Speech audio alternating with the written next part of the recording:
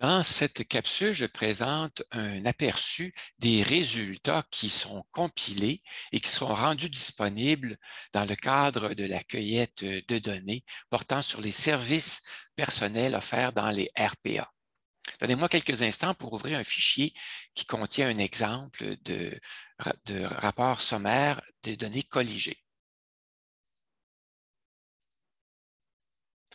Alors, vous voyez à l'écran fichier Excel qui s'appelle Sommaire des données colligées sur les services offerts dans les RPA. Vous voyez qu'il contient 3 onglets, un onglet d'introduction, un onglet qui décrit la résidence et un onglet qui présente le sommaire des coûts qui ont été inscrits par une personne qui a collaboré au projet en remplissant les grilles de collecte de données. Alors, l'information sur la résidence, il s'agit simplement des informations qui sont générales portant sur la résidence qui vont vous permettre de bien la situer et de voir même un hyperlien pour qui conduit à son site Internet, le cas échéant, les services qu'elle offre, le type de clientèle qu'elle accueille également. Ensuite, le rapport sommaire maintenant qui contient les données qui ont été inscrites dans les grilles de collecte de données par la personne qui a collaboré au projet pour les années dont elle détenait les bails et les annexes 6 du bail. Alors, vous voyez qu'elle elle avait rempli l'information pour une résidence, la Maison Beauport Incorporée, et elle avait l'information pour 3 bails, les bails des années 2019 et 20 et jusqu'à 2021 et 22. Donc, les dates des bails de début et de fin sont inscrites. Le type de clientèle également, correspond à le type de clientèle inscrite dans la légende, E pour Alzheimer et personnes en perte cognitive. Alors, ST pour studio, vous voyez ici le type de logement studio et le nombre de personnes dans le logement, 2e étage. Maintenant, un peu plus bas, vous voyez également les informations concernant les coûts.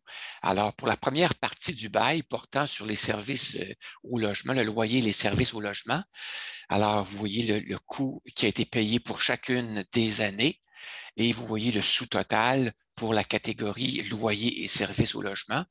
Vous voyez également les informations pour la partie 2 de l'annexe 6 du bail, c'est-à-dire les services personnels et qui sont donnés. Les montants sont ceux qui ont été inscrits pour chacune des catégories et vous voyez les montants pour chacune des années.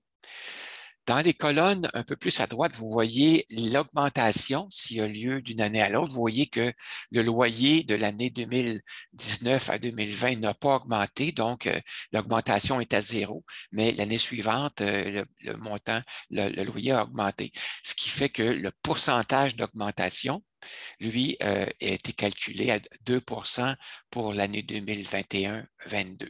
Alors, vous voyez les taux d'augmentation qui sont calculés ici. Et c'est ça qui est intéressant, ce sont les pourcentages d'augmentation. Vous voyez que pour un des services, le service qui s'appelle service d'assistance personnelle, le taux d'augmentation était très élevé en 2020-2021, soit 16,6 %, si bien que pour l'ensemble des coûts qui ont été payés par ce résident dans cette résidence, ben, l'augmentation moyenne, incluant le loyer et tous les services, a été de 7 pour l'année 2020-2021. Vous voyez que c'est quand même considérable.